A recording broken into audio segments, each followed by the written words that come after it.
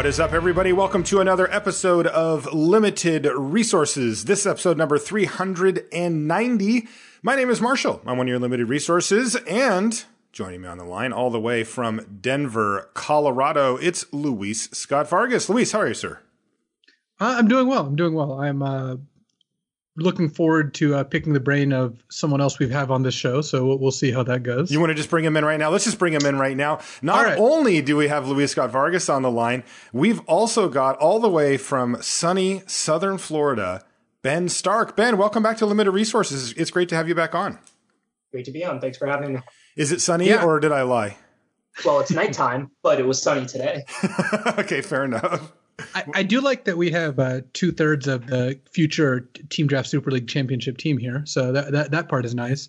But what if you only have 1/3? I don't understand. Our team doesn't even register at all. We're just nothing. No, that's not true. You, Chion, and Kenji are competitors in the Team Super Draft League. Thank you. At least you gave us that. I was in the room. Super Draft Team League or what have you. We did the rankings. I mean, it's already settled. Yeah, we were last. But it's true. I have no I have no argument. A reasonable margin, at least. yeah, right. It's by the biggest margin you could reasonably put in that spot, which probably isn't a lot. You're underselling yourselves, but I'm also underselling you, so it actually works out. All right. It is all a bunch of great teams, so it's not. I know that's the thing. Like, people don't get it. Like, they're like, "Well, you guys can't be that much worse." I'm like, "Show me the worst team besides us," and it's just like 3 20-year ringers. You know, it's like, come on. The worst player on an NBA team is still 10 times better than the best basketball player you're ever going to play against. So, God, I wish that we had earned our spots in here through some merit, but we haven't. Anyway, we're of course talking about the Team Draft Super League. Luis, Ben, and Ifro are playing this week, and you guys are playing against the Scottsdale Foundation, correct? Yep, we are. It's actually very close to a GP San Jose Finals rematch, except we traded Chion for Ben S, so I expect a landslide. All right, yeah. And that actually will already be up by the time this episode of the podcast airs. So if you want to watch it, I'll put a link in the show notes. Oh, geez. And you can go back and find it. And we'll see if Luis and company won or not. Of course, we're going to be talking a lot with Ben throughout the course of the show.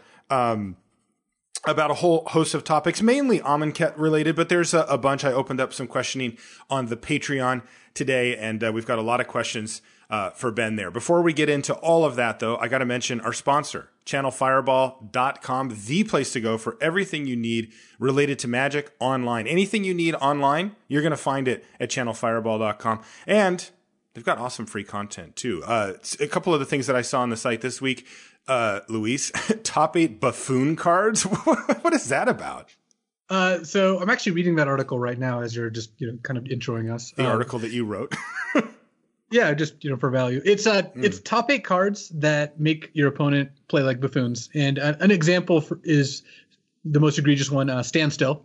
When you play Standstill, and it says, when a player plays a spell, sacrifice Standstill, and your opponent draws 3 cards. So basically it makes it so no one wants to play a spell. Yeah. Everyone just loses their mind and plays terribly. Oh, yeah.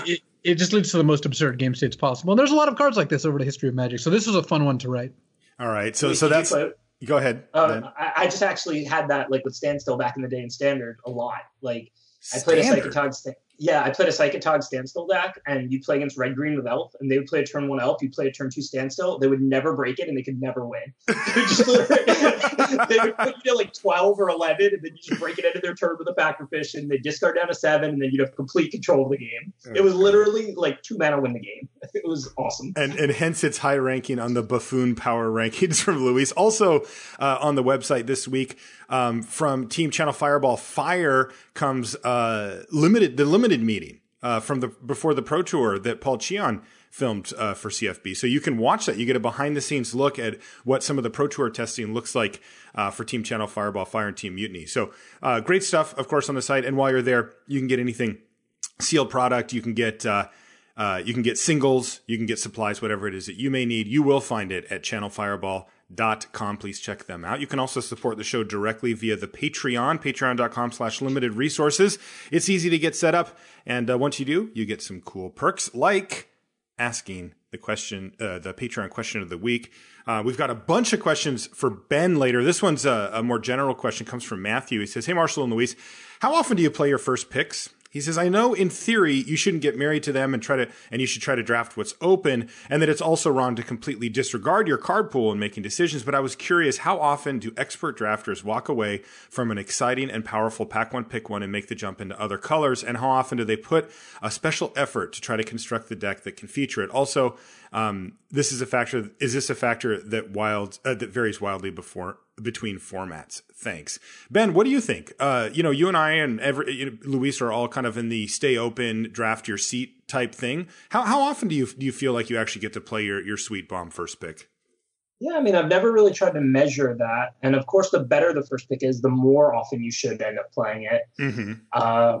I guess I played a lot. I mean, certainly not close to every time. Like, I guess if I really just had to throw out a number, maybe 2/3 to 3/4 of the time.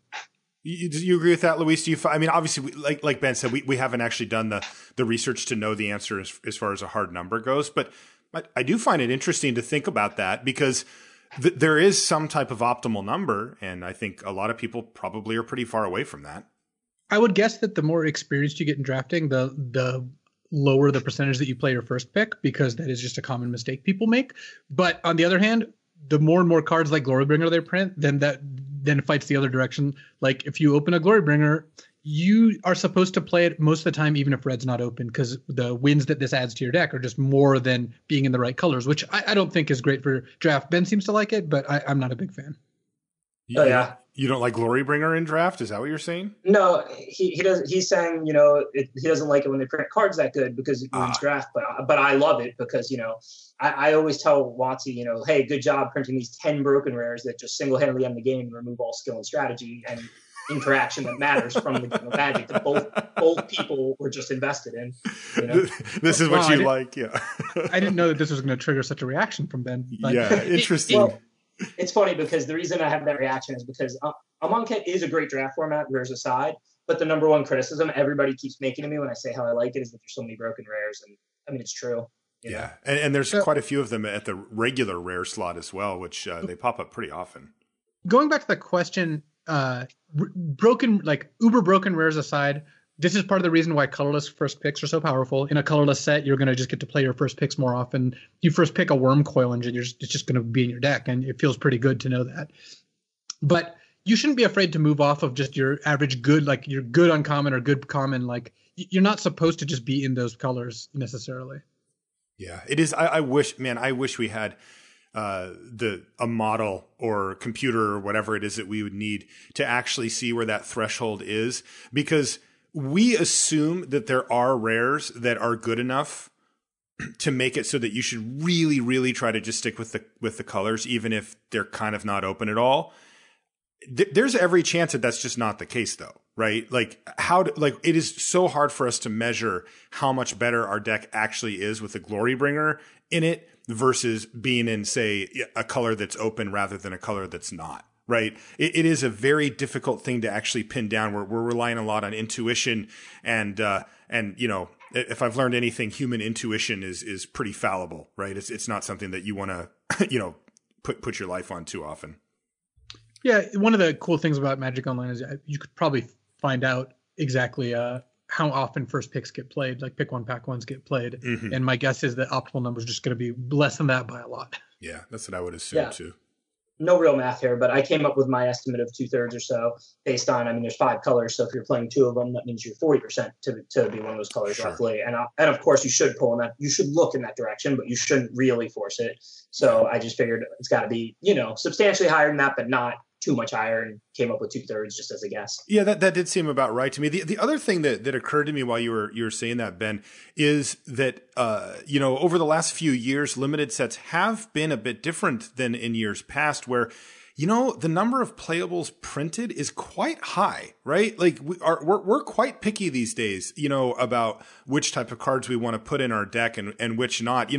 We'll look at like a pouncing cheetah, and we're both like, don't really want to have that card in my deck. But like, there was a time frame where that type of card would have been like, what? That's fine. Like, I'll play that all day.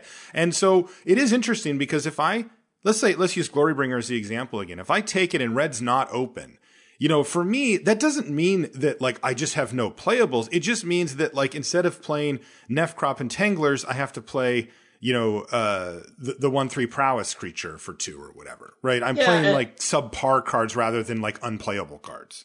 Yeah, and I agree in general that that's going to be worth it for a Glorybringer.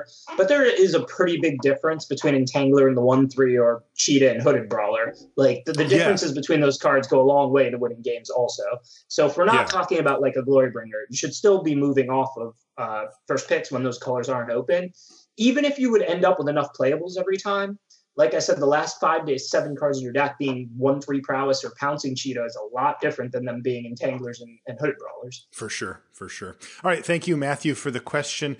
Let's get to our Crack-a-Pack, and then we'll get into the main topic and start getting some conversation going with Ben. This Crack-a-Pack comes from Eric R. at GP Richmond. Thank you, Eric, for the pack. Appreciate it. Always nice to talk to a listener as well. All right, well, right off the bat, we get a chance to see what Ben thinks. First card out, Ben, Sacred Cat. Where are you at on Sacred Cat?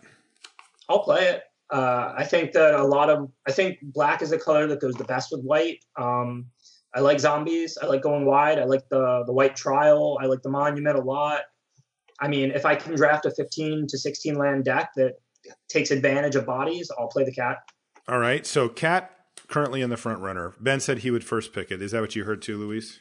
That is what I heard, but then again, Ben 0-3'd with a really, really good blue-white deck, so I'm not entirely sure what his views are on the Come on, you were just waiting to just jump out and get him? I can confirm. If I open a 1-card pack of Sacred Cat, I will first pick Sacred Cat. All right. I can confirm that. That is true. All right, so we'll give you a few other choices here and see if the cat holds up. Cancel. Worse. Right? Yeah, it's worse. Bloodlust Insider. Here's another 1-drop. Is that the one that gives haste? Yeah. It is. I mean, it's hard to imagine like whether I would take that or a cat, because if I had to first pick either one of these cards, I would probably just walk out of the room.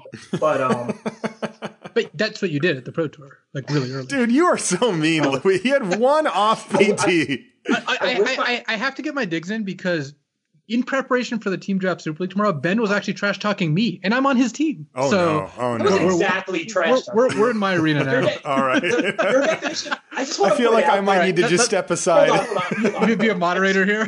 No, I don't want to get involved. You guys are both friends of mine, man. Give me a second here. I just want to put out that Luis's definition of trash talk is me saying Luis is a good team drafter, but I'm better. That's Luis's definition. That was trash talk, Luis. Come on, man. All I know is that the poll on who we should watch draft was in favor of the best team drafter. I think that was the idea, and that's what happened. Yeah, that's what it was in favor of. Next is another 1-drop. It's Fanbearer. Ooh, I am a fan.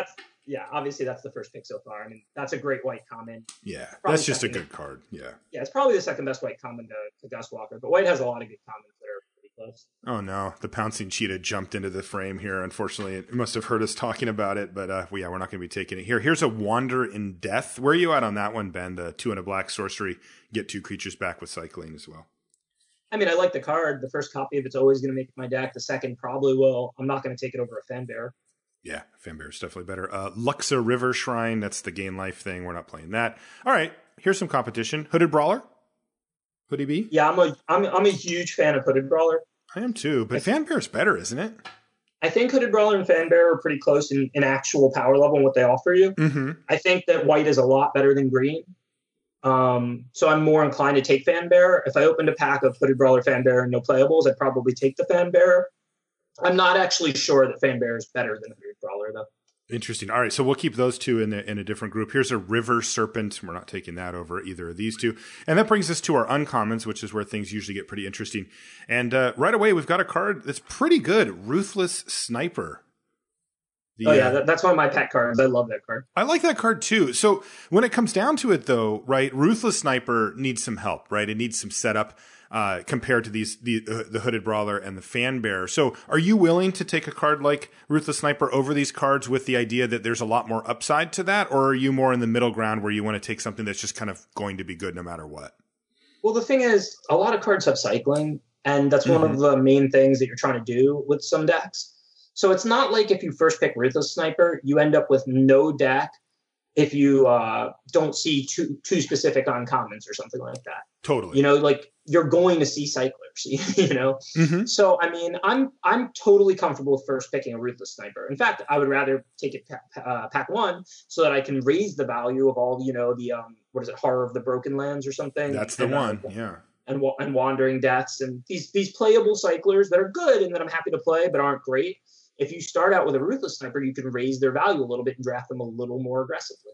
So, I mean, if you play Ruthless Sniper, it also changes the way your opponent plays because they never know how many cyclers you have in hand. Like, they might just not play a 2-1, or they might not block your 3-3 with their 3-3, even if your just hand is all bricks. Yeah, it does make combat difficult for your opponent as well. And this card can end up being really broken. If you play it turn 1 or 2 in a deck with 8 to 10 cyclers, like, your opponents don't have creatures. Like, the creatures are not very big in this format. Because of Exert, a lot of their, like, actual base stats are not very big. Like, the 3-drops, like Hooded Brawler, 2 toughness, or the 3/2 Menace, 2 toughness, or, you know, the 2-drops, Gustwalker, 2 toughness, or Entangler, 1 toughness, or the green 3/1, 1 toughness. So, I mean, I think Sniper can really do a lot of good work. Okay, so Sniper's leading the pack here. Next is Bontu's Monument. This is the black monument. I have seen this in play, but yet to play it myself. I've been pretty unimpressed by it overall. I think it's bad. Yeah, seems horrendous. Yeah. Unplayable. All right, well, okay. How about we up our monument game from one of the worst monuments to definitely, at least in my mind, the best one, which is Oketra's Monument, the white one. This card's impressed me. Yeah, I would take that. I really like the fact that it's playable in any deck. Like, I have no question that if I'm red-green, I'm playing that card. It goes down in value. Like, if it's pick one, pack one, I'm going to take that card, like, over a Magma Spray. If it's pack you three, will take it. You said pack one, pick one, you take it over Magma Spray? Yeah, I mean, I'm going to take it here over the Ruthless Sniper. Uh-huh. I'm granted Ruthless Sniper and Magma Spray are pretty close, in my opinion. This is also a colorless card. Like, that is a big part of it, is that this can just go in any creature-heavy deck. Yeah, right, I mean, Ben said he played in red-green. So, right, yeah. It has a main mode. The secondary mana reduction one is just not a big deal. Right. The point I was making in a long-winded fashion was it's a first pick in a white deck that goes You've got the right podcast. But it's a fourth pick in a red-green deck. You know what I mean? Yeah, it's still a good card. It's still a card. It's also just better in white decks because white plays better with this effect than red-green does, regardless of the mana reduction. So yeah, its value is definitely determined differently depending on what colors you are, but it is a colorless card. Yeah, right. It is good in any deck. I will, as long as I have a normal creature deck and limited, as long as I have 15 creatures in my deck, I will not cut that from any deck with 15 creatures. All right. Well, I've really enjoyed our. Depends how many of them cost 5 or more, but sure. Well, I don't draft 15 creatures and have over a certain amount of them cost 5 or more. That might be one of the areas. He's got the 7/5 drop deck. Yeah, Luis. It is true what Luis said. Like if my curve was like 2 2-drops, 2 3-drops, 2 4-drops, 6 5-drops, 6 6-drops, I wouldn't play the card. Yeah. But that would never be my deck. So. Right. Luis is in actually mode, so yeah. Now he's just blatantly lying. Okay, we had a really fun discussion there about the fun commons and uncommons in this booster pack, and the 2 rares that we've opened will probably render those opinions moot. Our first non-foil rare, Regal Caracal. So that's the 3 white 3/3 cat. It makes 2 cats, and cats you control or other cats you control get +1/+1 in lifelink. Yeah, boom. Taking that white monument. Definitely. Yeah. It's like a white monument that you don't have to do any work. Its own white monument attached to it. Yeah. So there's that one. But now the discussion does get interesting because we have a foil rare, and it's sweet looking in foil too. Somebody's going to like getting this one in the mail. Vizier of Many Faces, the 2 blue clone with Embalm for 3 blue. Yeah, I mean, this is an interesting pick. I think that card is better than the Cat Lord. I do think white is one of, if not the best colors, and blue is not great. But that card is so powerful. I mean, the Embalm is just too cheap on that card. Yeah, like, you have a bomb, and then if they kill it, it has Embalm. Like, you get buyback on your bomb rare, which is kind of absurd. So what are we taking here? The Caracal or the Vizier of Many Faces? You mentioned, Ben, that you thought blue was a little bit worse of a color. Is Vizier that much good enough that you're willing to dip down and move into blue for it over the Caracal? Yeah, especially because the pack also has a white monument and a fan bearer, and the only playable blue card I think you named in the whole pack is this Vizier. So I think I would take the Vizier. Yeah, the only other 2 blue cards was River Serpent and Cancel. So nothing. And River Serpent is playable, but it's not like one of the good blue commons like Scatter or Initiate, the 3/2 flyers that Avon Initiate. Yeah, that's it. You're getting I've been trying to learn the names more. I really like Seeker also. That actually might be my favorite blue common. For Seeker of Insight. Yeah, okay. Luis, Vizier or Caracal? Are you going to venture down into one of the uncommons? I would take the Vizier of Many Faces. I think that even though blue is behind white, I think this card is still just so intrinsically powerful, and it's a little bit cheaper too, which is nice. Yeah, you guys are convincing me, but I'll admit that if I was just drafting this on my own, I think I would take the Caracal. I think it's quite close. Like I actually wanted to ask you guys, let's imagine instead of Fanbearer and White Monument, this pack had like Essence Scatter and like some blue uncommon. Would that be enough to push you to the Cat Lord? And there's no Fanbearer in the pack. It would for me. I mean, I really do feel like this is super, super close. And I think that, rest of the pack, regardless, I do like white more than blue generally as well. And I think that's enough for me to just be like, screw it. I'll take the Caracal. Yeah, I think it's pretty close. I think that the Caracal is great. And I guess it's better when you're behind and plays into what white wants to do a little bit better. Then the Vizier is just like a quality card. It's not like a huge synergy card.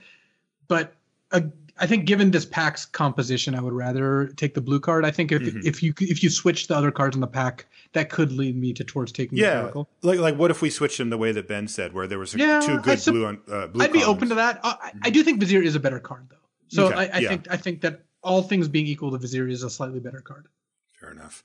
Okay, good crack. Go ahead, Ben. Yeah. No, I agree with everything Luis just said. I love that assessment. Yeah, Luis's gas. Okay, let's move on to our main topic, which is, of course, a conversation with Ben Stark. Let's talk Amonkhet first. Ben, you're going to get a few more questions from our listeners about Amonkhet, but we had a few interesting discussion points, and I wanted to get your opinion on it as kind of a third party.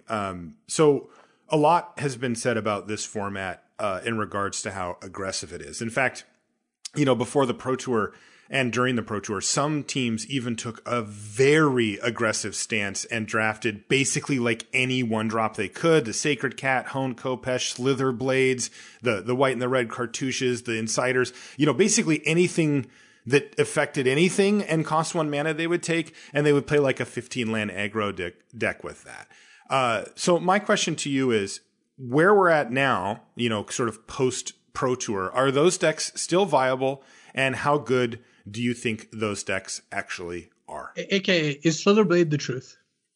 Well, I'll be honest. Our team wasn't really that on top of those type of decks before the Pro Tour.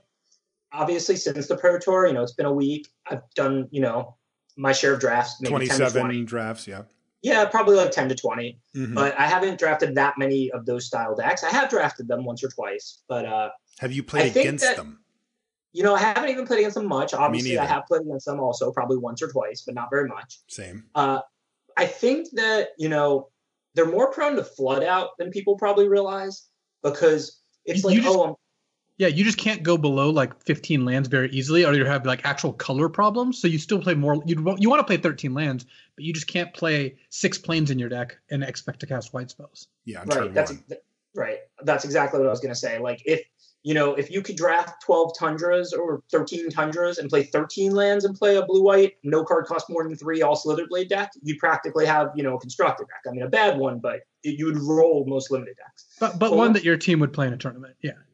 But once you have to play 15, there's still a lot of games. You're drawing 5, 6 lands. I mean, 15 is 1 less than 16, 2 less than 17 out of your 40-card deck. Right. We need Frank Karsten for the exact math.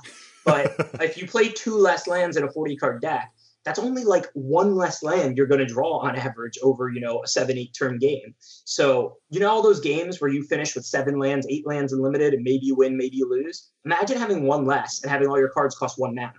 And your whole, you know what I mean? Right. You can't draw 8 spells, 7 lands, and have your 8 spells have a combined casting cost of, 15 and expect to win a game of limited. Right. So that's my biggest problem with those decks. Yeah. And the interesting thing to me is, and I'm curious to get your take on it too, both of you guys actually, is one of the things that we talked about on the show last week was the fact that you don't see these decks around. Like I've never considered these decks to be a cornerstone of the format. Right. I never have thought, well, what are the decks that you want to draft in this format? Like in my mind, I'm like, well, red, white, like go wide. Like that's a deck that I've seen have success and I know what it looks like. I've drafted it myself. I've, had the crap kicked out of me by it on Magic Online a bunch of times. Okay. So there's one of the decks I know about that you'll see and should consider. Blue-black cycling. Well, it's not really my favorite deck, but I have seen it a lot of times. I've seen blue-green, like a ramp deck. I'm kind of going through this checklist of decks that I want to know how to draft, how to play against and be aware of. And for whatever reason, even though it got a lot of attention around the Pro Tour, these Slitherblade decks, these all one-drop decks, they really don't pop up that often when you're draft in and draft out, like say on Magic Online or whatever. And I wonder if things got a little bit skewed because of coverage or because like Calcano did well with it or Travis Wu or somebody did well, with these decks that kind of stands out. But again, I have a hard time actually thinking, well, these are the decks that make up the format, right? Like when we look back at Amonkhet, are we really going to be like, well, you had the red-white aggro deck, you had the Slitherblade deck, you had I just don't see that yet because again, I play this format. I'm in the trenches here and I do not see this deck basically ever. I mean, I've seen it a couple of times and it was terrible. It wasn't even real. So the question I have is just, has this been blown out of proportion because of certain pros or the coverage from the Pro Tour or whatever, making it seem like it's more of a thing than it is? Or is it just a deck that's taking a while to kind of come to fruition or maybe I just haven't, ran particularly well to have seen it or not? Well, one thing I want to mention before Ben provides his response, though he has kind of weighed in on that deck specifically, is that people are conflating a couple things. One, we're not saying that the format isn't aggressive or that you need to take cheap spells or that, things like blocking is bad and control decks tend to be not as good. Because those things are true. I think this is a very aggressive format. And in fact, we did say that.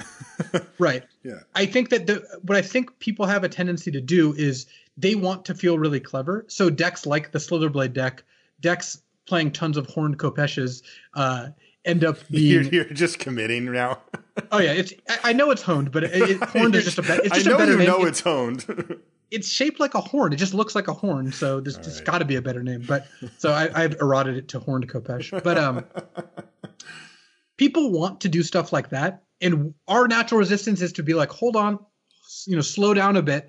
Don't go third picking, Slitherblade or White Cartouche over like great cards because you're gonna lead yourself down a path which is not actually the right one, even though the format is really aggressive. We're not, and I think that it's way more so than we first thought. You do want to be mindful of that. I think that people just love too much trying to go ham on whatever like the newest thing was. And I'm not even saying Slitherblade is a bad card. I'm just saying you shouldn't be taking it over Electrify and thinking you've broken it. I don't think that's the way. I think that there is still room in between those two things. You don't always have to go. It doesn't go from 10 to 1. You can settle at 3, right? If 1 is the most aggressive, the format being a 3 and wanting to take cheap cards is great. It just doesn't mean you have to go all the way all the time. Ben, what do you think about this perception versus reality for the format? Using Slitherblade or those type of decks as an example, do you think that they're represented, accurately? Well, I definitely agree with what Luis just said. I would go even further. Like it's not you don't have to go for things like this to get them all the time. Like when you go for things like this, you get them a little more often and you get a lot more train wrecks. To me, in Limited, I'm always about understanding all the possible options that are available to me and then trying to use them when they're my best option. And I think that's why I've always liked over the years having people like, let's say, Sam Black as a teammate, people who are creative, because he'll find this archetype, like the Slitherblade archetype, something like off the wall. And then if it's there for me, like if I start out with cheap, good cards, like I start out with, a Gust Walker and a Fan Bear and, a blue Cartouche. And then, I see a Slitherblade out of like a fairly weak pack where I might have thought to take something that I thought was a little better if I didn't know that there was the Slitherblade archetype, that I would have took the other thing. But because I have all these cheap cards and I'm seeing a Slitherblade, and I remember I opened a Slitherblade in my first pack, so I'll probably table it. Okay, now I can go down the Slitherblade path.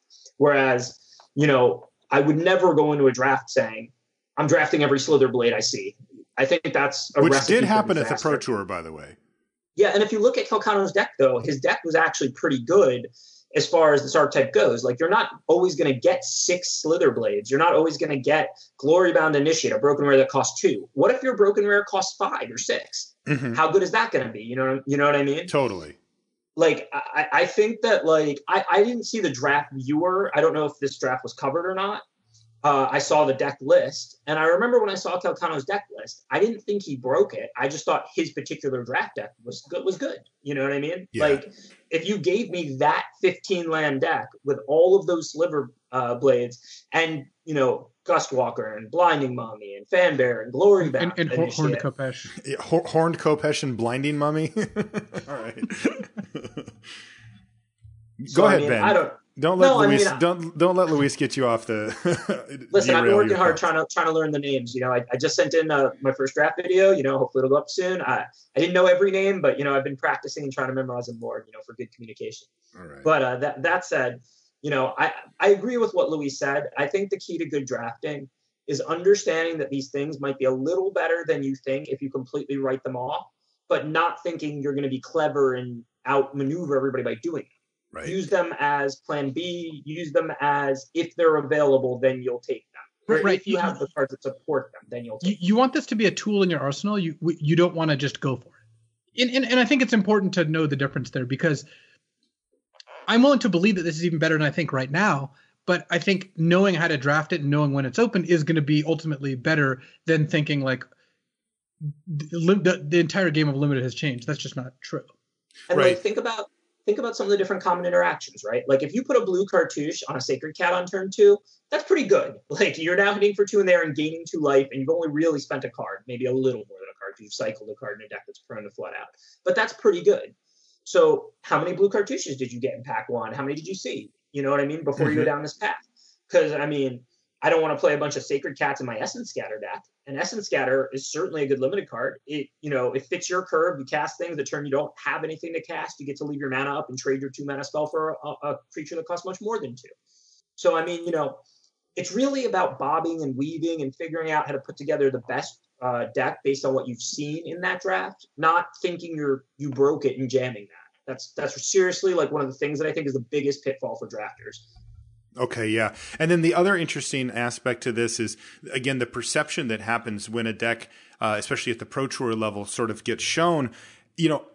I think you guys both nailed it in saying that a deck like this is a deck that you'd like to have in your arsenal, but that is a far cry from making it a format staple, right? From a deck that you're likely to draft in and draft out. It's more like the type of thing that you want to be able to notice when it's there, rather than, being aware. Because again, I think that you could make a list of decks that are much more easily draftable, that have a deep set of commons that you're going to find yourself in more often than for example, this deck.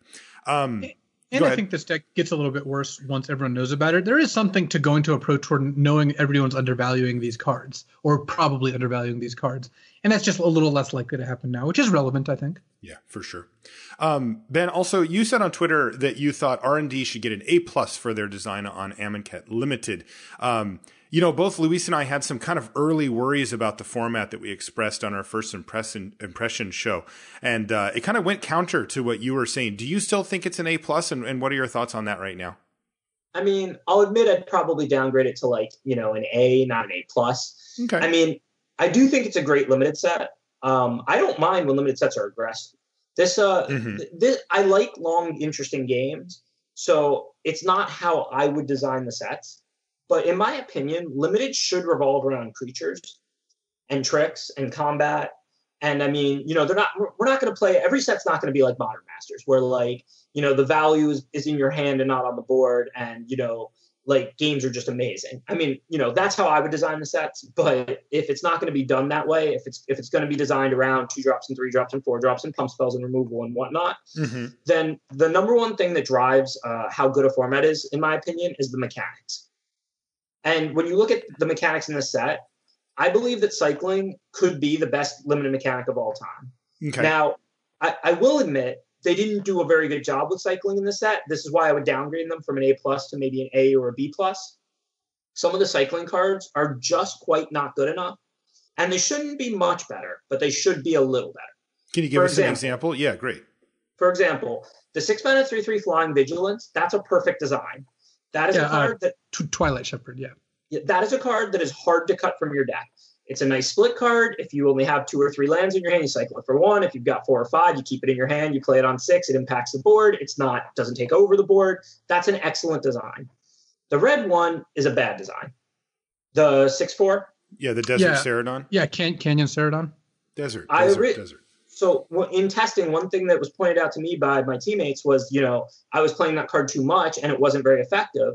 And, I came from the perspective, having played all the other cycling formats, like, well, I can just play a 6/4, if I have 6 mana and I can cycle it in my 2 and 3 land hands. Like, this has got to be a good card, right? Yeah. But a 6/4 for 6 is just not an effective card.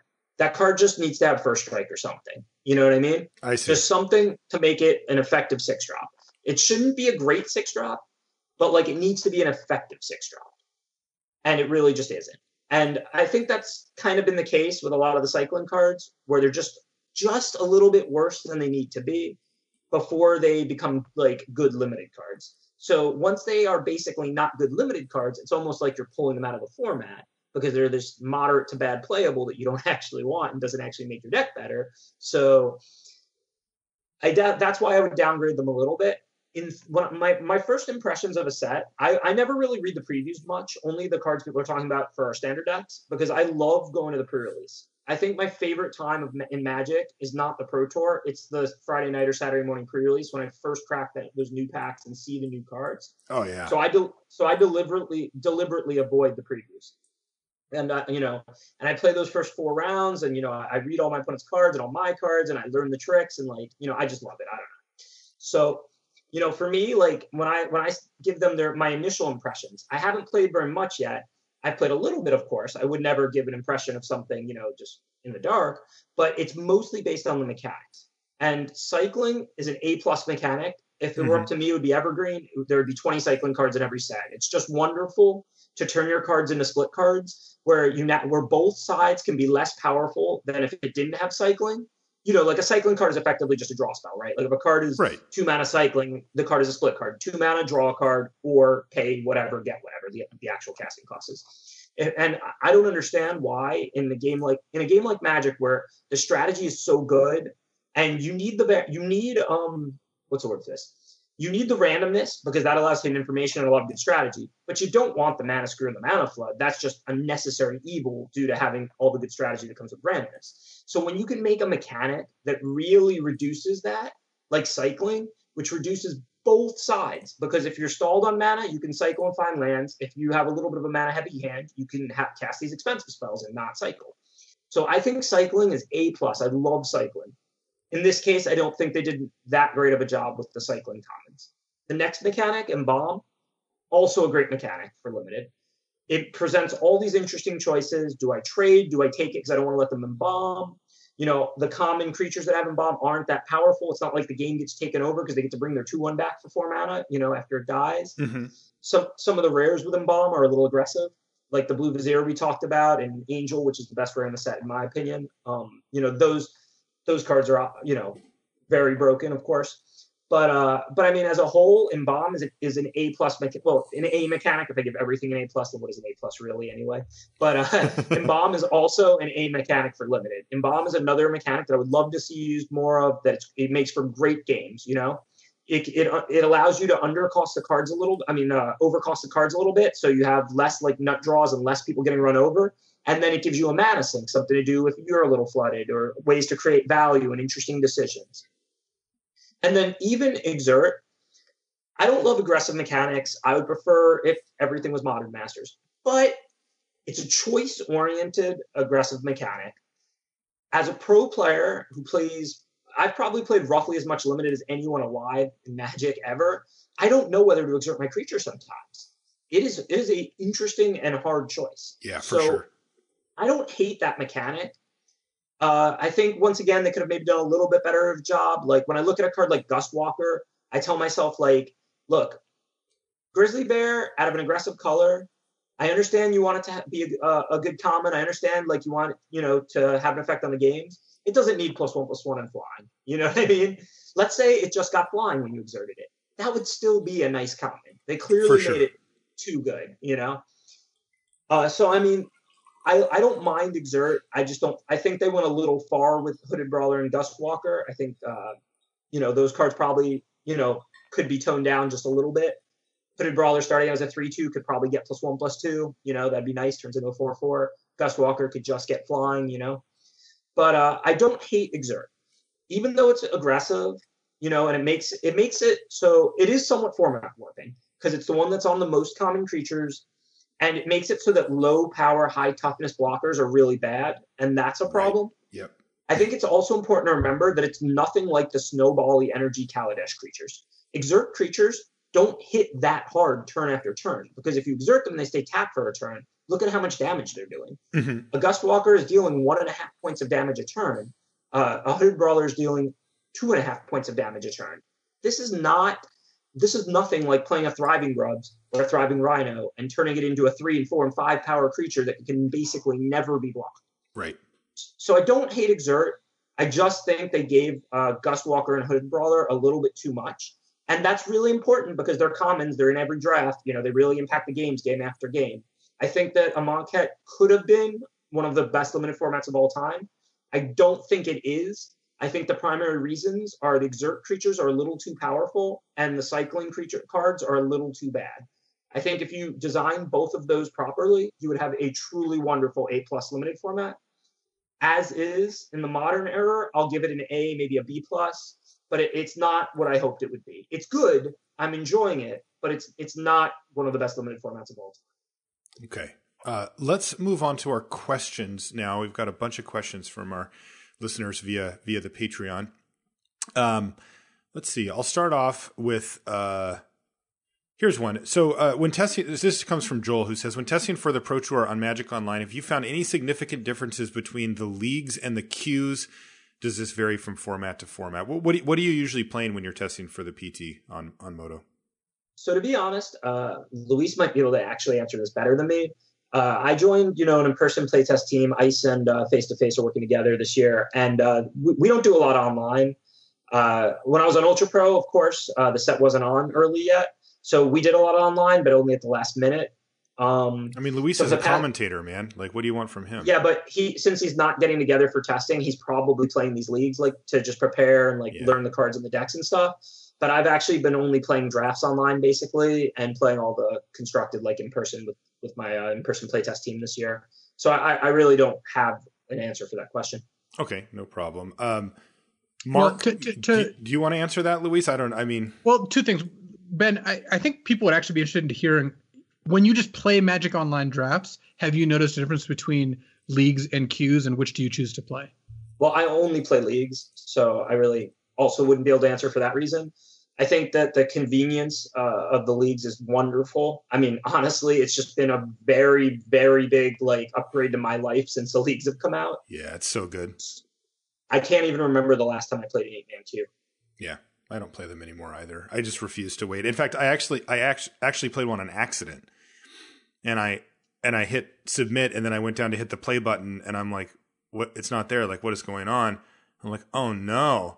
And I was in queue purgatory for 8 minutes or whatever. This is just you can't go back. You really can't. It's just too bad to have to wait.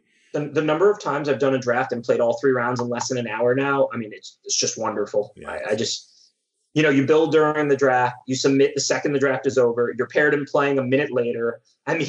No wait time between any round. It's just wonderful.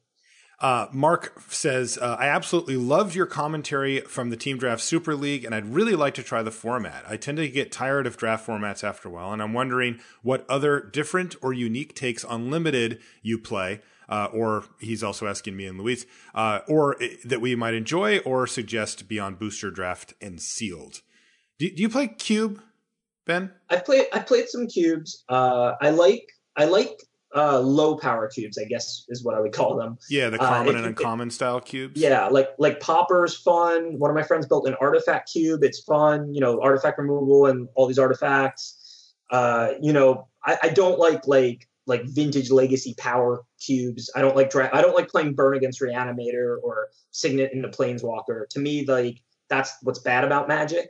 Whereas, aggressive urge and repulse are what's good about Magic. So, so I enjoy cube, but commons and pauper and things like that. I'm not gonna lie. One of the more fun drafts I've ever done was a mono green cube, which what?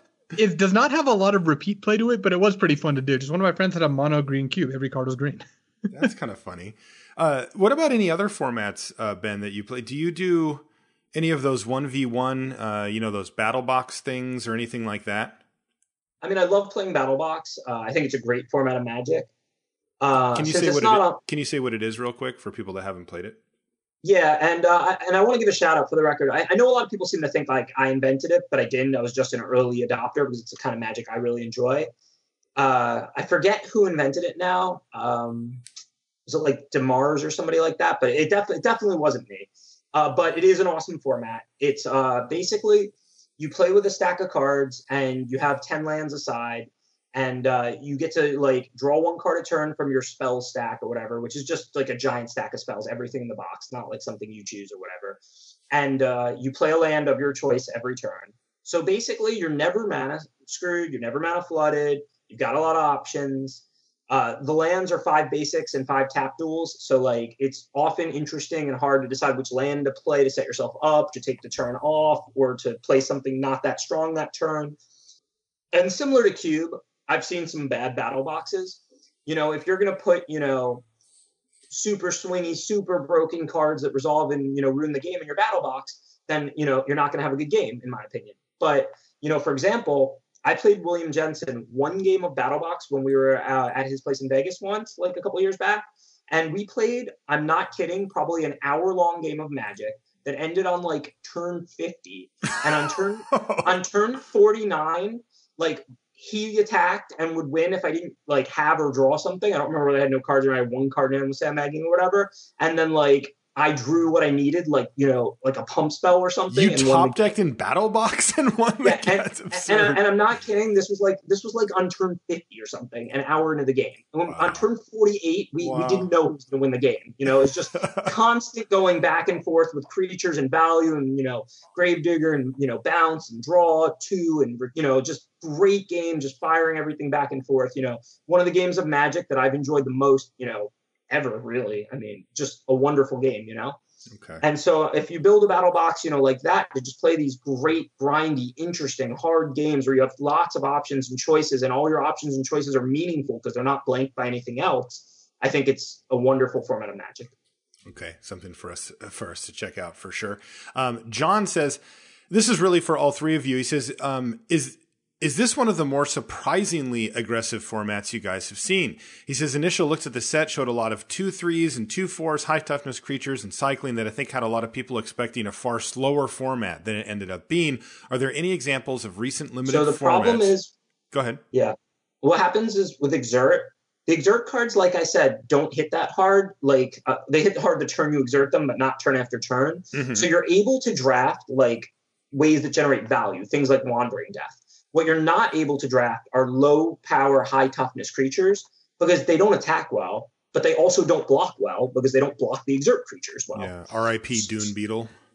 Right. So like that's why the format is aggressive. I think people think it's more aggressive than it is because, like I said, the creatures don't hit that hard. There's not that much good reach. You have time to cast a Wandering Death and gain a lot of real value and win the game with a Wandering Death in this format. But what you can't do is put out a Dune Beetle and then a 1/5 in order to cast your Wandering Death to win the game because your 1/4 is just not even going to be able to block. It just can't block anything. Right. Yeah, you see that a lot. John, the next question. The next half of the question or the next question itself? Oh, you're moving. Okay. The next question's good, but we'll get to the second half of this one. Yeah. So he just says, he just wanted to know if there's any examples of recent limited formats where the first impressions and the actual format speed had been so wildly different. And I can't think of this one really did throw me when I saw Cycling, Aftermath and Embalm. I thought, okay, well, we're grinding, right? Like this is just going to be one of those like incremental attrition based formats. I couldn't wait.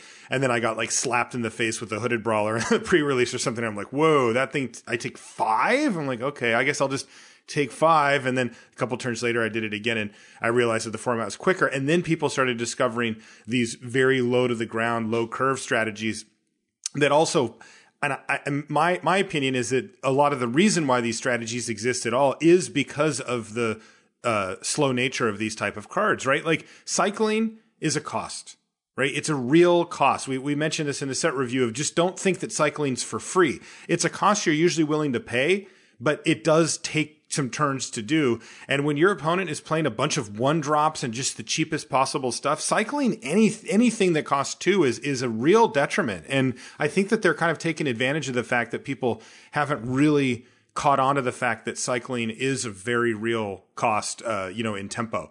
And they're hammering you for that. And, when you look at the cards like the embalm cards as well, most of them are quite slow to embalm. They cost a decent amount of mana to get back out of the yard. And that's another thing that I think these decks are punishing you for. But yeah, I mean, do you guys have, I feel like I've had a decent feel going into most of the sets of late. I mean, it's always a little different than what I thought, but I think, okay, this looks kind of slow. I thought this was going to be a slow format, and oh boy, it definitely has some quick decks in it. Anybody can just jump on in there. Luis? Anybody? Crickets? Ben? Well, that was intentional. That was so brutal. Well, are you guys texting each other? Like, let's just leave him hanging. No, that would be good though. Me and Ben were on the same page there, but it's because it was a blank page, unfortunately. Well, I went off so much about how much I love BattleBox and stuff, so I figured I would. Let Dude, no, don't do that. No, don't bounce. We want to hear from you. They get to hear from us every week. Oh, I understand that. I was going to answer. I was just going to answer after Luis. Oh, you were just being a gentleman. I see. Yeah. Not that he deserves that. But no. Luis, go ahead.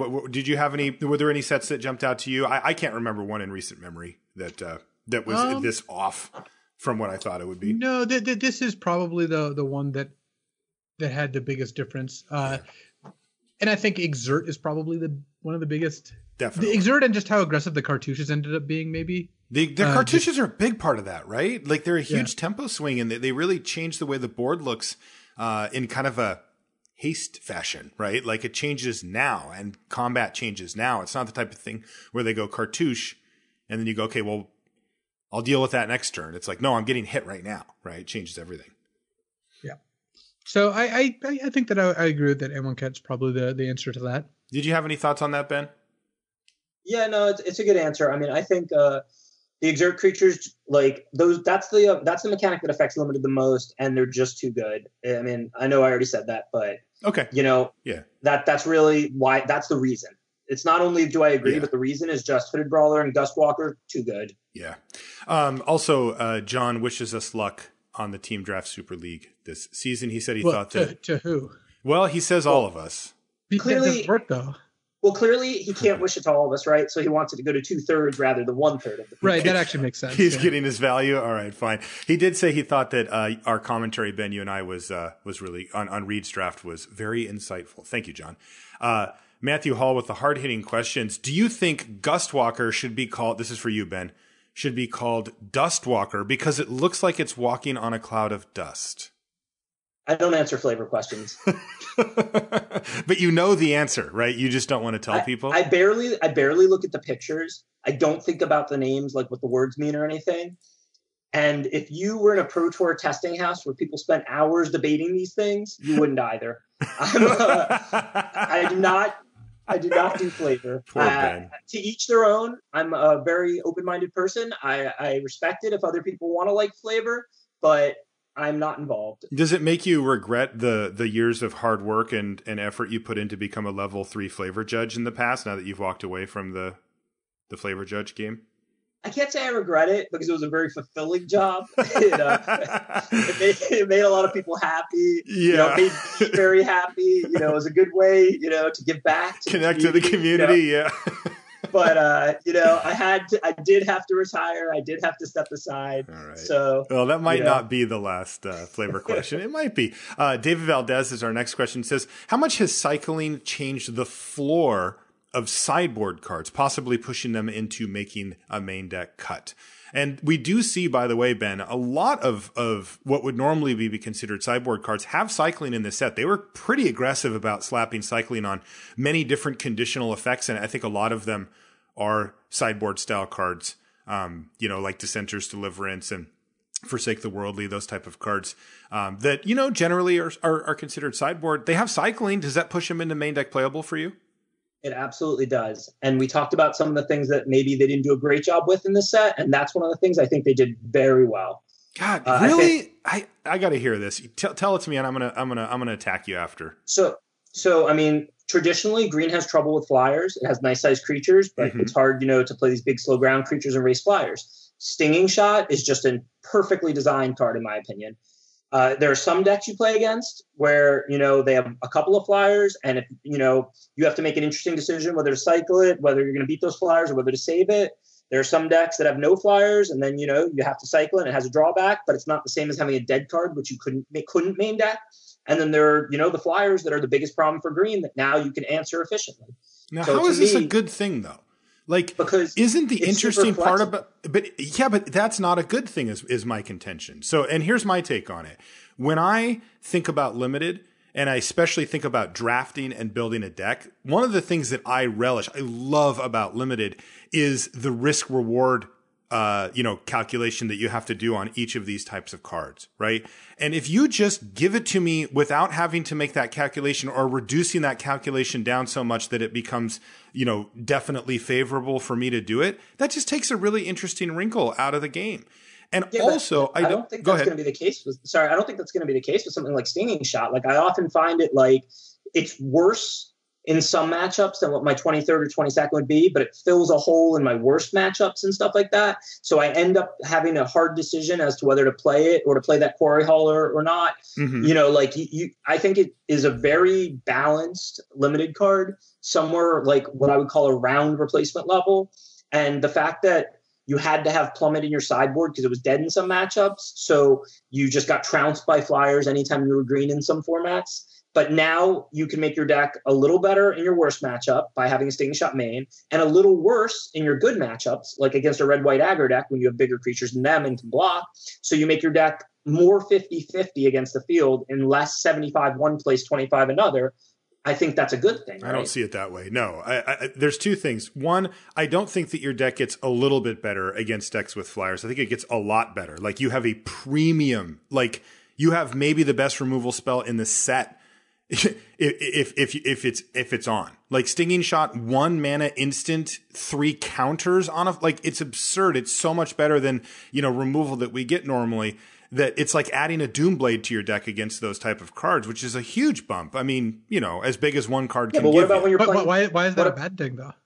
Because the whole premise of Magic at a fundamental level is based on the color pie, which is that each color gets to do certain things and doesn't get to do other things. And if you allow these decks to just have access to these type of things in the main deck, and they're just in and out, like if we take it to a logical extreme and we just say, well, all of these conditional cards have cycling now, just anything that you would normally think of like shatter effects, like, plummets, all of the cards that we would normally consider sideboard cards just get cycling now, then why bother making these delineations with the color pie? Like, you're just shattering that. I don't really come from an angle of the color pie. Like, that doesn't really matter to me. But what does matter to me is playing good games of Magic. It would if it went away. It would if it went away. What does matter to me is playing good games of Magic. And games and games where like you play you have a good hand, right? A good hand of green creatures. Like, you have a 3-drop, a 4-drop, a 2-drop, but your opponent has a good hand of flyers. If you don't have a single way to interact with those flyers, it's just not a good game of Magic. They're hitting you in the air and they chump on the last turn and you can't win. So you basically don't play a game of Magic. You just take turns putting your stuff out, not interacting, and the game is over. Now, if you have one Stinging Shot, you don't have one green enchantment. All flying creatures get -3/-3 for the rest of the game. Sure. You have the ability to kill one flyer for 1 mana.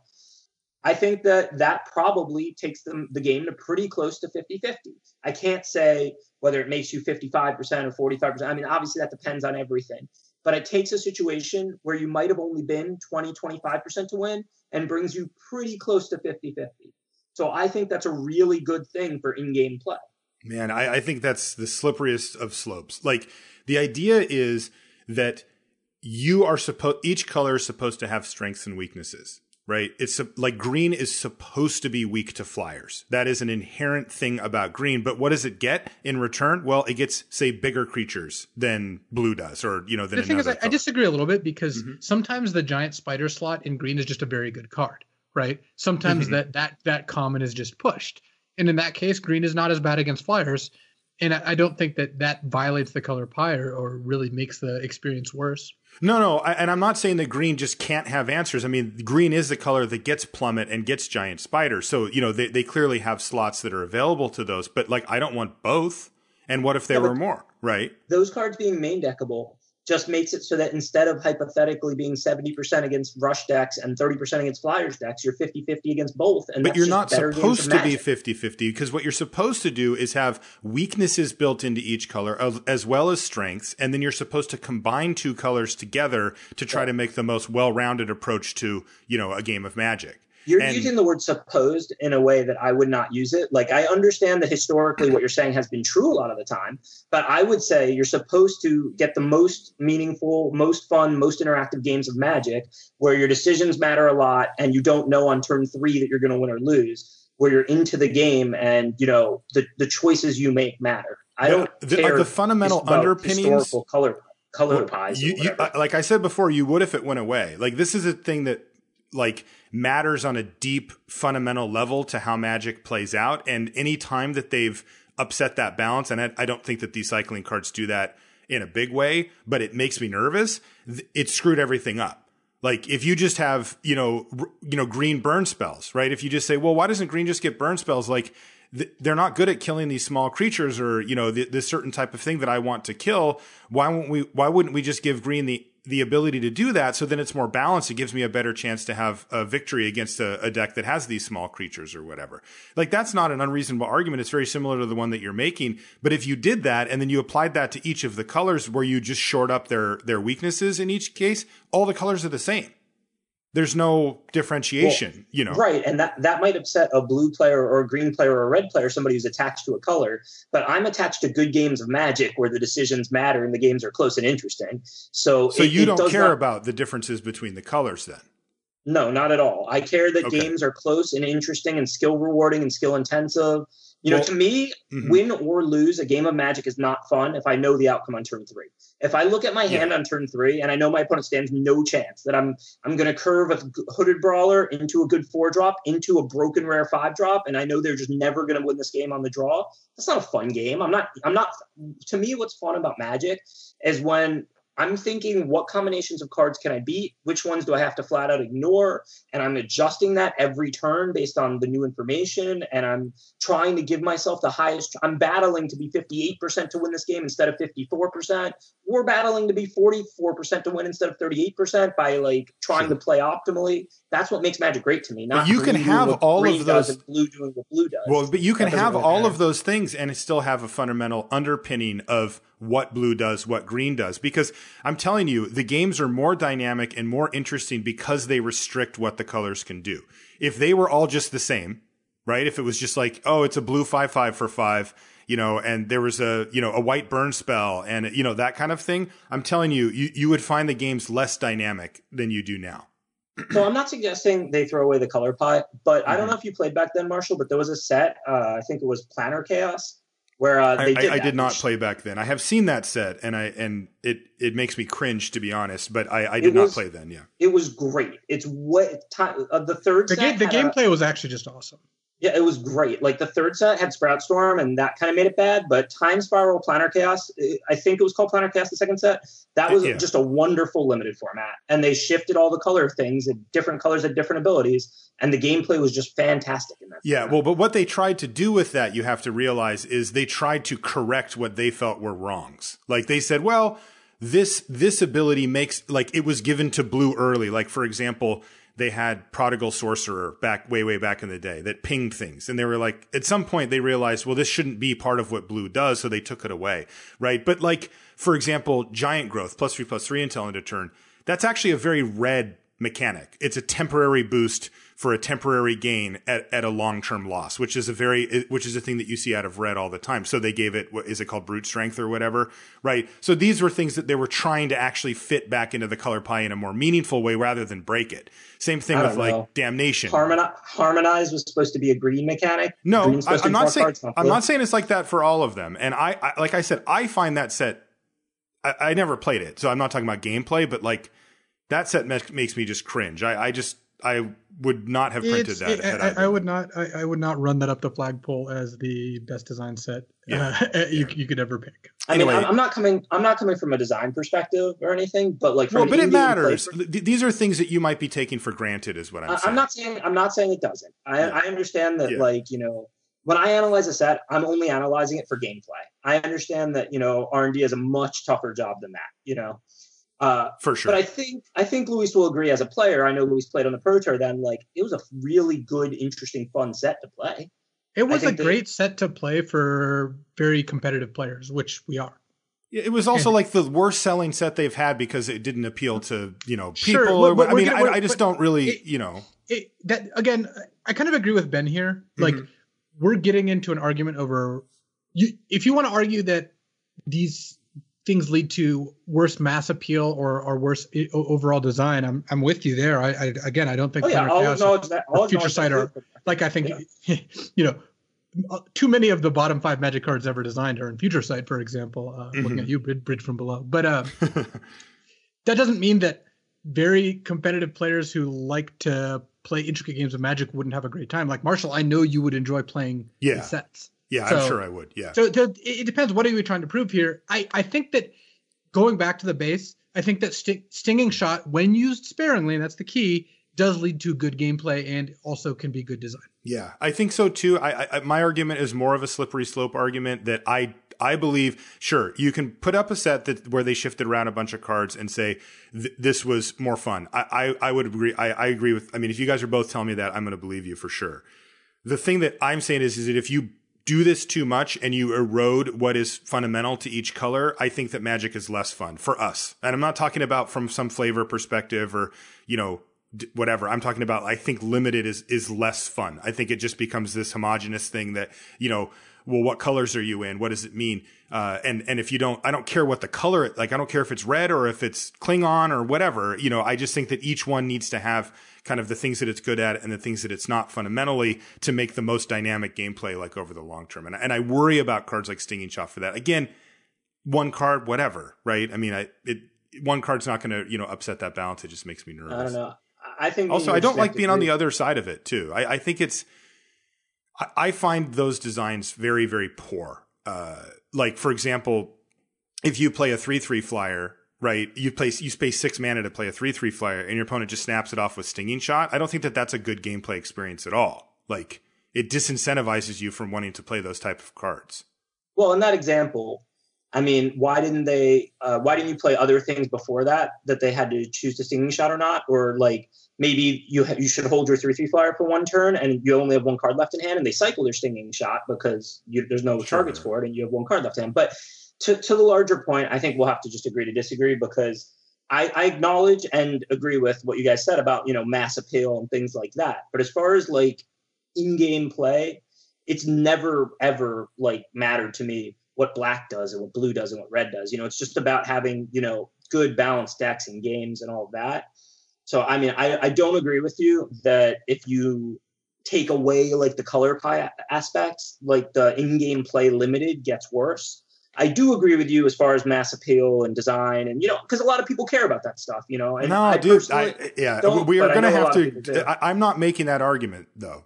We are going to have to disagree, but I'm not making the argument that this is like a, you know, a flavor thing or something, or a design, like a only thing that people that know about design care about. I think that if it did go away, you would hate it. I think that you would notice it and you would be like, why are these sets so boring, well, see, and why are they all the same? Here's why I disagree with your premise that Stinging Shot is bad. Even if, like, I know you're basically, slippery slope is not an argument I buy in this particular instance. I agree with you that if every set had main deckable anti-flyer kill at a great ratio, then that would lead to worse gameplay, but I don't think that we're going to head in that direction because Stinging Shot exists. Well, we're not. I'm not arguing that.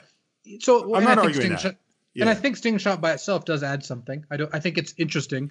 Okay, well, I want to know what you think about the color pie thing. What if we did this across the board? What if we put main deckable answers for things that is supposed to be an inherent weakness of each color into these sets? Do you think that the sets would be more fun or less fun? I don't think that's like a question you can answer easily. And part of it is because it's all contextual. Here's what I mean. Each color has a certain power level. Mm-hmm. If you're saying we're going to keep the colors at a balanced power level, but each color has 100 power points in its commons, right? And in some sets, red gets 110 and green gets 80. But on average, But on average, and we're going to use some of green's power points on Stinging Shot where it normally wouldn't get such a good card.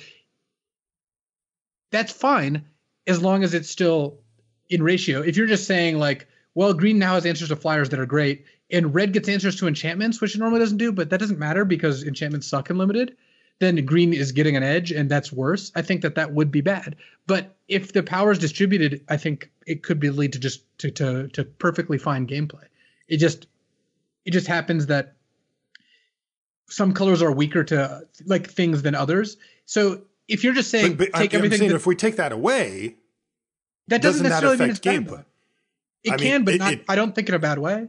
Like I think because if blue's weaknesses to creatures are huge, right? That's why blue often suffers limited. It does not have good removal. It never gets Doomblade. Yeah. If you say like we're going to print blue Doomblade, but in exchange for that, blue's other cards all get worse, so it's about the same power level. I think that could lead to just fine gameplay. Like I wouldn't want to do that every set. The problem is, and I think maybe you are saying this too, is that green doesn't normally get this good of removal on Stinging Shot, and all of a sudden just gets this kind of for free because all its other cards are still as good as they normally would be. Yeah. And I think that is a problem. Yes. Like I like Plummet.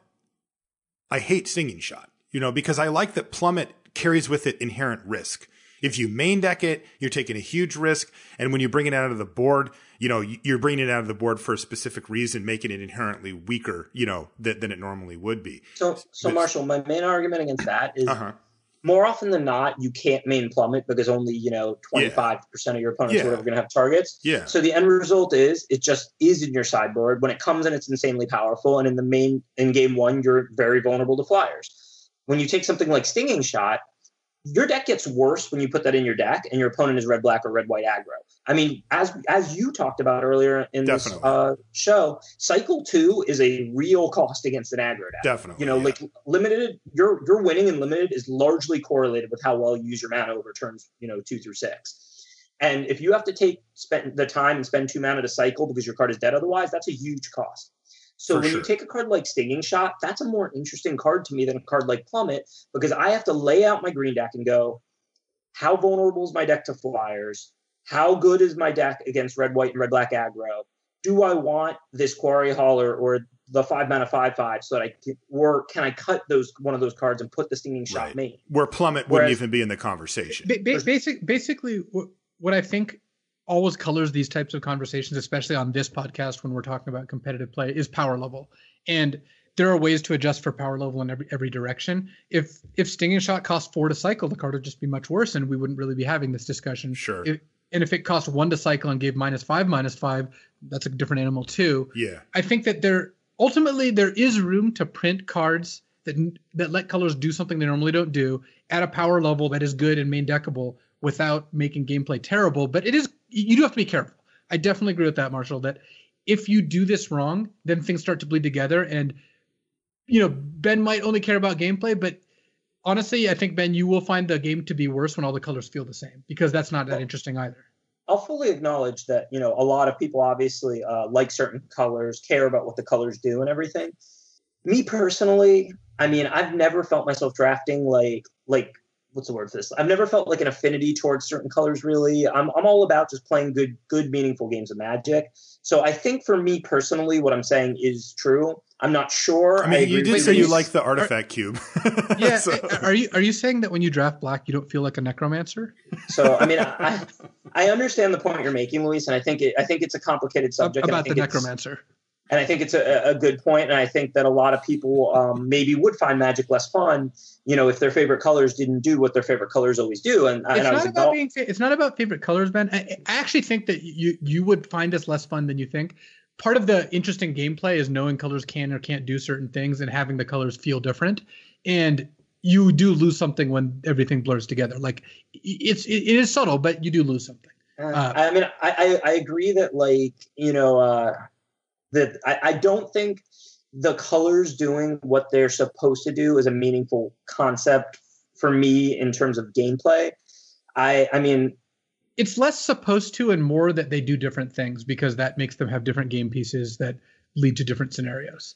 Right. Sure. I mean, you want different game experiences, of course, but I think that I don't want to throw out the word easily, but I think that you can clearly get that by designing, little creatures that work a little better with pump spells and bigger creatures that work a little better with cheap removal and, medium removal that works, kind of in between. And, I don't think that there's any part of being like a color that needs that to happen. I think you just need good design.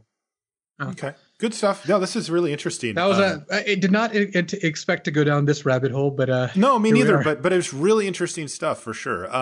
Next question comes from AJ. And also, Mark, a couple of people asked this, in fact, so I kind of lumped them together here for you, Ben.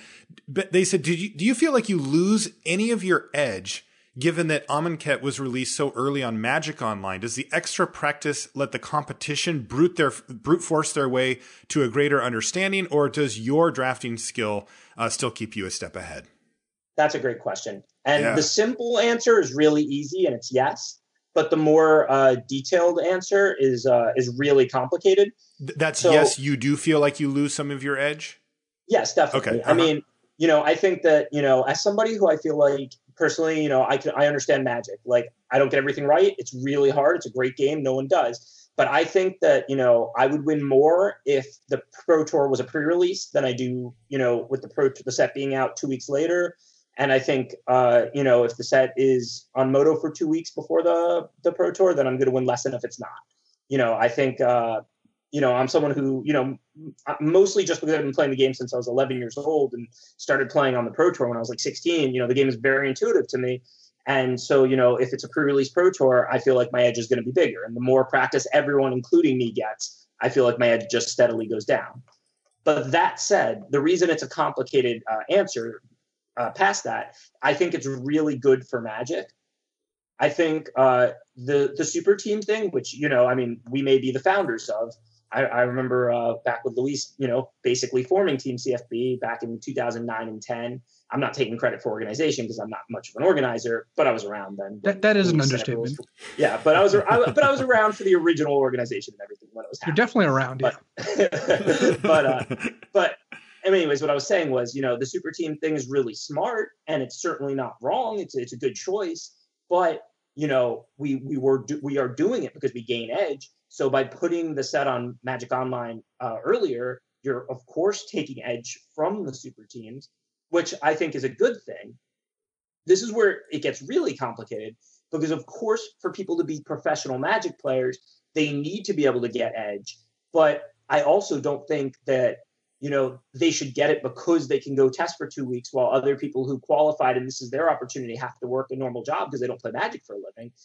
I want my edge to be because I read complicated games and game states, a little better because I'm a professional and I make hard decisions, a little bit better. I don't want my edge to be because I can practice for 2 weeks and somebody else who loves Magic and is excited to play in the Pro Tour can't because they have a full-time job and don't play Magic for a living.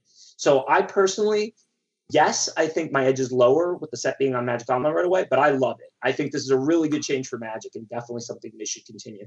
Okay. Chase says, my hotel is 10 minutes away from the venue. Should I wake up before or after 8:45 for a 9 o'clock tournament? It's a tough one.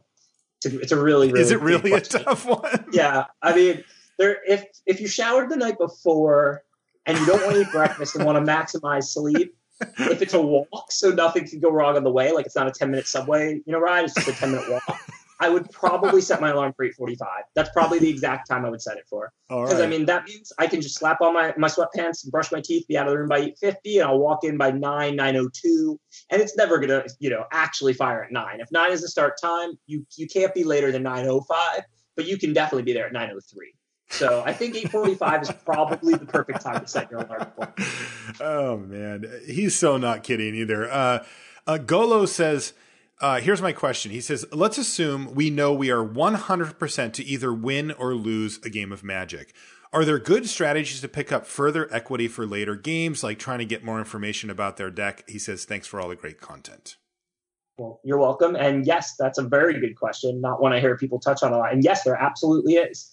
I think when you're 99 to 100%, you're very confident you can't lose this game. You know all the rares, all the most impactful cards, and they just won't do it. It is important to not reveal like tricks and situational cards. Now, I think if you're not great at judging when you're 99+% to win, you're probably better off just showing whatever and taking the win.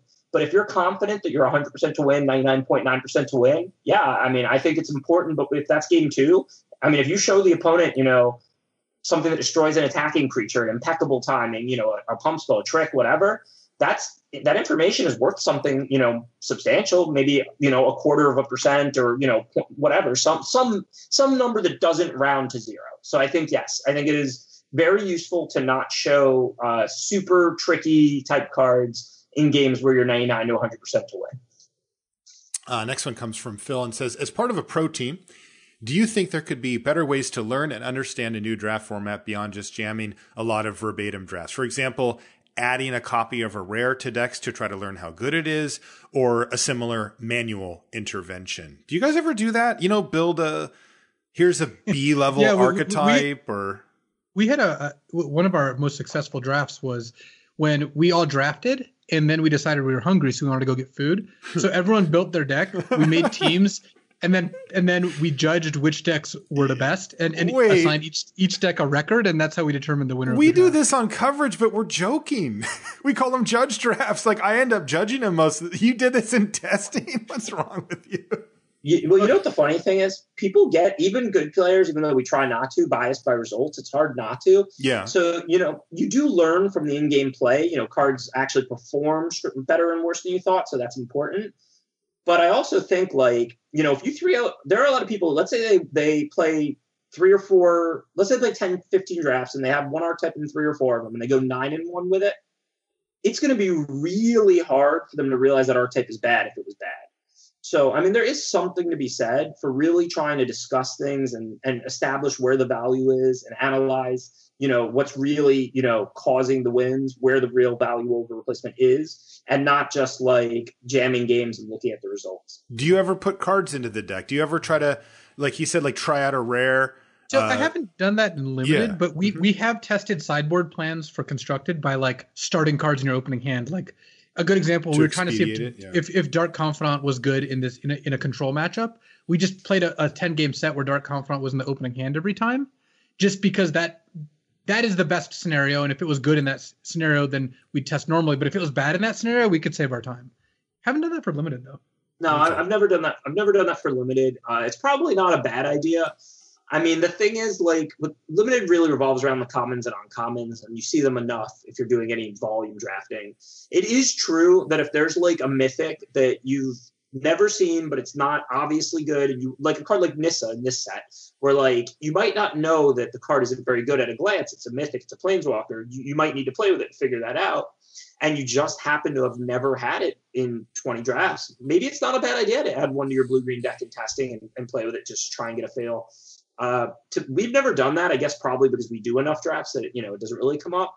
But sure, if you're working alone and you need to do that, or you have that idea to do that, I don't think it's a bad idea at all. Yeah, one of the things that I've always thought you guys should try is, we recommend to our listeners, Ben, especially ones that don't have a big budget for Magic, who play on Magic Online, to, you can save your draft decks, right? And you can just play them against other people in the freeform room anytime you want. I can, have drafted a blue-green deck, and let's say I got unlucky or didn't play well and I lost in the first round, and I feel like I I don't really know if this deck was even good or not, or how it plays out, or I never drew this one card, or, that kind of thing. You can challenge a friend and just say, hey, pick a draft deck that you've drafted and let's play against each other a few times. And, I think it could be useful for the more, like, as the archetypes start to come into focus during Pro Tour testing, to say, I'm going to save this draft deck that I did that I think is a solid representation. It's filled with the commons and uncommons, and you'd expect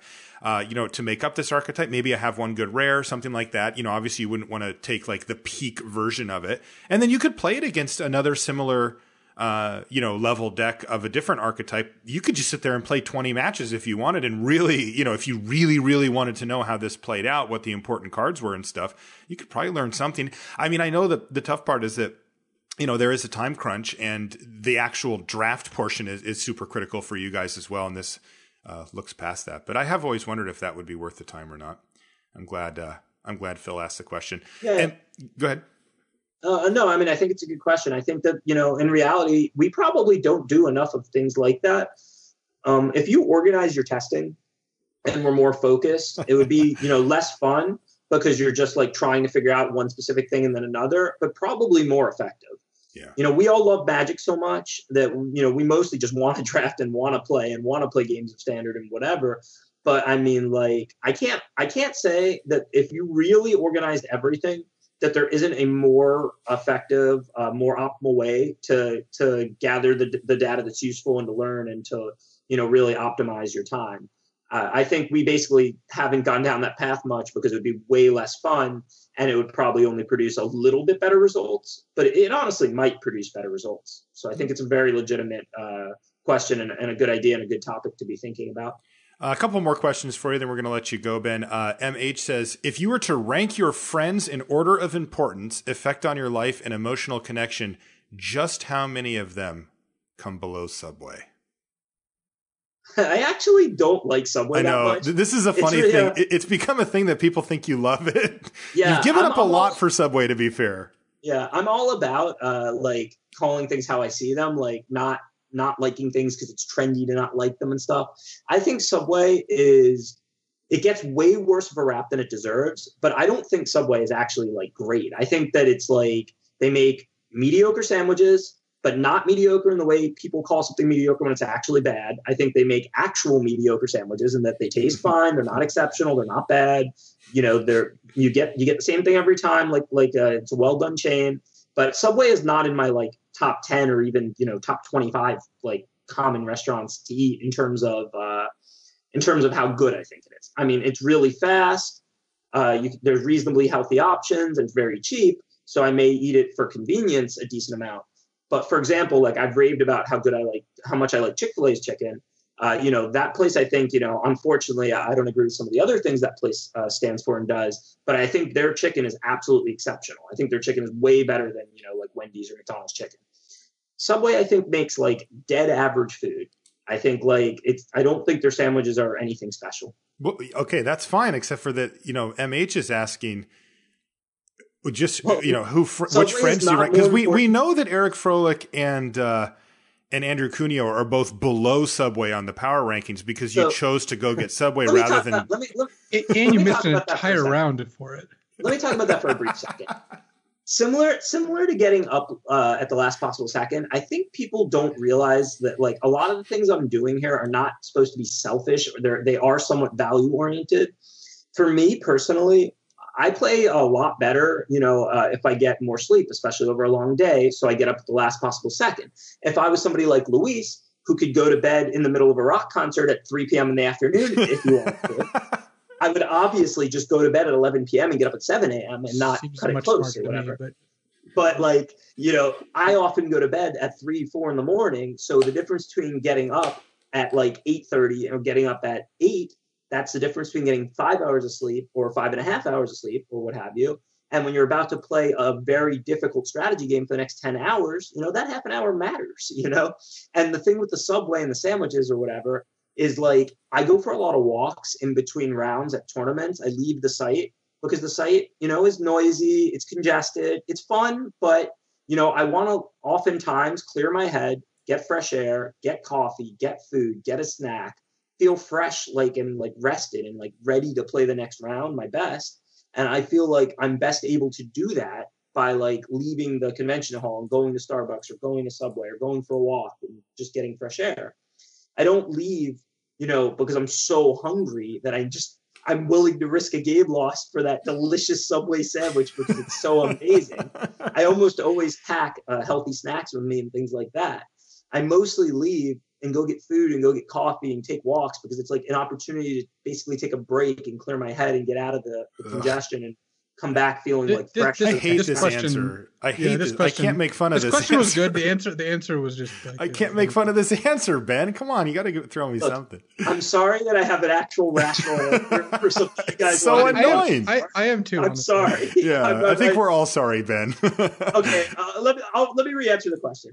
I go to Subway, even risking a game loss, because their sandwiches are amazing. And I just have to go get a Subway sandwich. And to be fair, it was a match loss because you lost. You showed up too late. But. Yeah, it was the whole round. So yeah, I also showed up 1 minute into that round and barely got a game loss. Yeah, well, that's not what was widely reported. I know the truth doesn't matter. Are we supposed to listen to one person or everybody else? How about this, Ben? You say your side of the story. I'll just say what I heard, and we'll just see who more people believe. That's all. So what you're saying is, whatever version of the truth people like more is what matters. Yes, not the actual truth. That's just literally how the world perception, works. my friend. President. All right, one more question for you, Ben. This one comes from David, who says, how do you find holes in your limited play? He says, I find I'm not always able to trace the root cause of my result. And how do you avoid overcompensating when your results don't support your beliefs? Yeah, I mean, it's another really good question. Yeah. I mean, it's tough because, I've had similar questions before and, people are like, well, what are your holes? Like, how do you find them? How do you fix them? And it's like, look, I mean, I'm far, far from perfect. I'm flattered that people want to consider me one of the top, if not the top limited minds. And I am really good at analyzing limited sets, I think, but I don't get everything right. Nobody does. But that said, I don't think I have any gaping holes. I think it's just a question of, I get 91 out of 100 close, hard decisions right, and I would like to get to 92 and 93. So I don't really know how to address that. Like when I grew up, we weren't focused. We didn't have systems for that.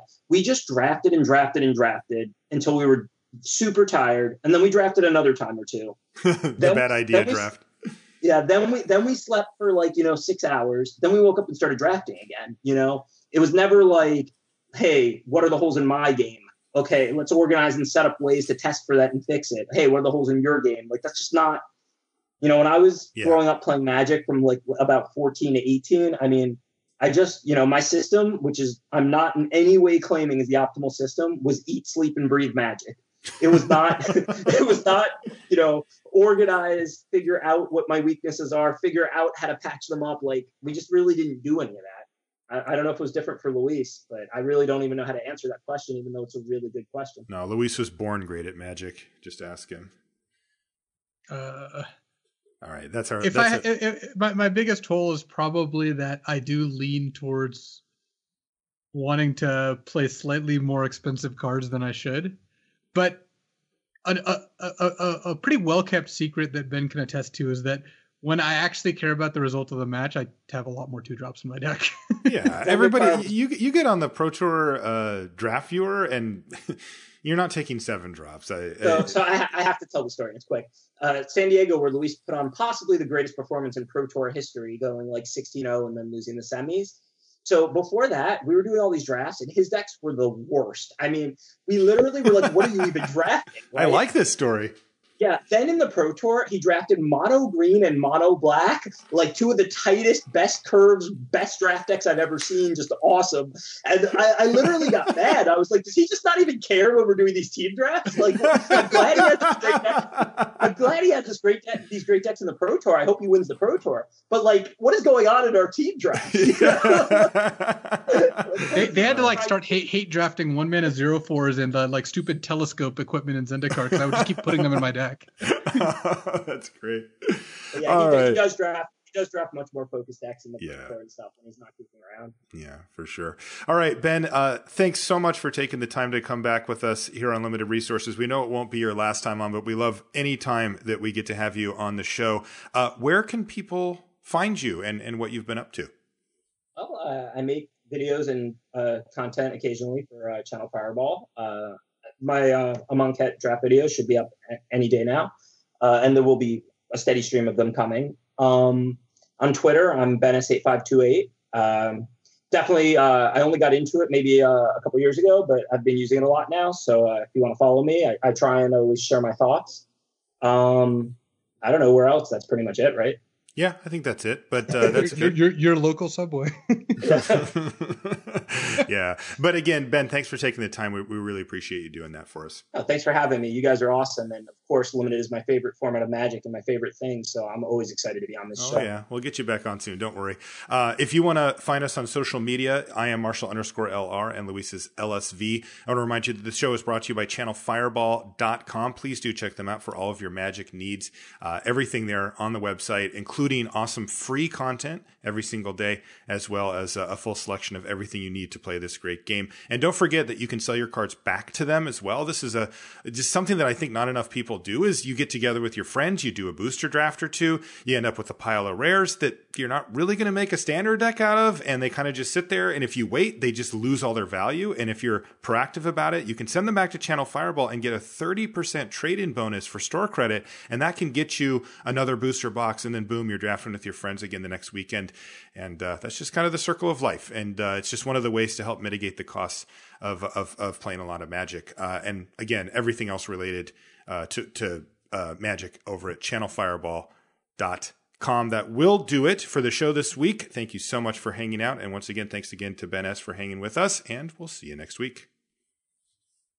So I told Ben I wasn't going to have any flavor rulings, which is true. But I do want to talk about how Ben was not the most famous Stark when he started playing Magic again. Yeah. And it was great. When Ben started playing Magic again about 2009, 2010, there was a website called The Starkington Post, which is about as bad as it sounds. And it was attempting to be Magic BuzzFeed news aggregator type of some sort, run by Bill Stark. But no one knew who Ben Stark was. He just started playing again, and people did know who Bill Stark was. So Ben would frequently get asked questions about the Starkington Post, when it was going to get updated next, what his plans were for it, about articles that went up on it, and people thought Ben was Bill Stark. And for like a solid year, this just kept happening. I may have exacerbated it a little bit because I managed to fuel the fire, but still, it was just. At this point, Ben has, won in the Battle of the Starks. He is the King of the North. But I do think that there was a long-running case of mistaken identity here. It's still happening. We had some of the questions from our listeners were talking about the Starkington Post. It happened a lot. Like back then, like it was like very common, like Luis said. And I think it may have helped me like fuel my drive to play a lot in practice and get into good shape to win Paris. Obviously, it was mostly variance, but also like, a lot of hard work in practice, because I just knew I needed to put that to rest, because I just couldn't take it. Like literally, it was like every tournament somebody would ask me a question about the Starkington Post, and I'm like, I don't even know what that is. Yeah, and I can tell you, it's now gone. By the way, it no longer exists. I did attempt to buy that domain at one point, but it did not work. It really did. Like that first year, like it was definitely the Starkington Post was way more famous in Magic than Ben Star. After I won Paris, it went away pretty quickly. That's when basically, now you got the real reason why Ben Stark won the Pro. not because we were playing a Legacy deck in Standard, but nice job again. Thank you, Luis. Mostly thank Raptor, probably. The team as a whole for building a Legacy deck.